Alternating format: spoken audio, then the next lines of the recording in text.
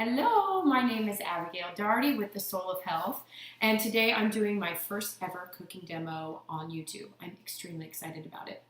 And for this one, I'm going to do some pumpkin oat bars.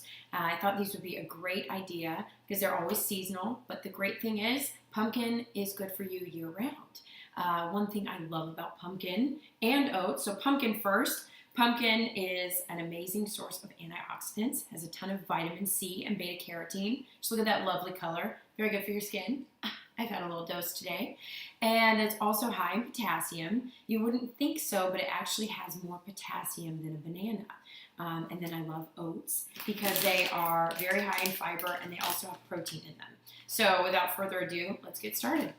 So first of all, I'm going to start with the dry ingredients. And I don't know if this is necessarily the best way to do it when you're baking, but it's very easy because these bars have like 5 ingredients, so it really doesn't matter. Okay, so we'll take 1 cup of oats and dump those in. That's easy, so let's get those out of the way. And then it's about an eighth of a teaspoon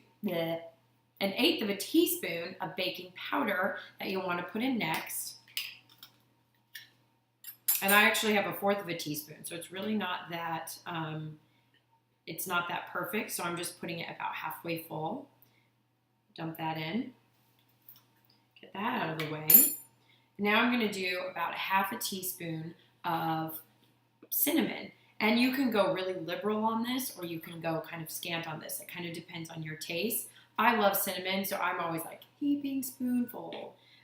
So let's do about 1/2 teaspoon here. Cap on that, get that out of the way. And now we'll do about 1/2 teaspoon, again, of pumpkin pie spice. And I like this because it kind of has all of the ones together, so you can just easily put it in. You could even just do all pumpkin pie spice if that's what you wanted, or all cinnamon. It's kind of up to you. This is a nice recipe because it's very loose. So about 1/2 teaspoon here. That over to the side. I've got a spatula and I'm just going to mix this up real quick so to get all that stuff together. So now we have a total of 4 ingredients in here. And now, because we love pumpkin so much, we're going to add 1/2 cup of pumpkin. And this is actually, you know what? I think I'm going to make this even cooler and easier by adding the maple syrup that's also going to go in to the pumpkin on the side, so you can mix them together first and then mix them into the oats. So it's about 2 tablespoons, but you can actually do it however you would like. I like mine a little bit less sweet, so I add 2 tablespoons. But if you tend to like things a little bit more sweet, you can add more. Another great thing about this is it's just really however you like it. You can try it the way I do it first, and then kind of add whatever you like later. I'm going to mix this up. It's well incorporated, and you can mix it up as much as you want. It doesn't diminish the awesomeness of the pumpkin, however much you mix it. All right, so now just going to dump the mixed maple syrup and pumpkin into the oat mixture down below. So yummy. It even smells good, even just while I'm doing this. So get this out of the way. Now I'm just going to mix this until it's well combined. Again, you just want to make sure that it's all well incorporated. So now I have pretty much finished 6 ingredient oat bars, pumpkin oat bars.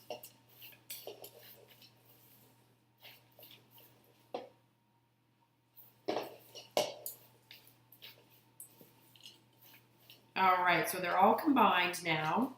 The next thing I'm going to do is put a piece of parchment paper into an 8x8 cooking dish. And this is always kind of a little funny, but you know what? It works out just the same. And just plop it right down on in there. So good. I'm serious. It smells so good already right here. All right, and another thing you can do, I kind of like to keep mine plain and allergen friendly, but if you'd like, you can add some dark chocolate chips. raisins, you can do pecans, pumpkin seeds to keep it super fun and festive. It's totally up to you, and that's the best part about it, is you kind of get to do this however you like it. So you just kind of smash them down into the bottom. A lot of times it doesn't quite fill the entire bottom of it, but you can kind of shape it into a square. You can also make these into cookies, which I absolutely love about it. There you go, it's all smashed in. The oven is preheated already to 350 degrees, and you bake it for about 25 minutes. If you were doing cookies instead, it would be about 12 minutes. Depends on how much you like them done. I kind of like everything burnt, so I do mine a little bit longer. But 12 minutes on the cookies, 25 minutes on the bars, and you're done. So I'm going to go ahead and put these in the oven. And thank you so much for joining me today. I know you're going to love them. Oh, and then surprise, they're actually finished right here. So let me just try them. So delicious.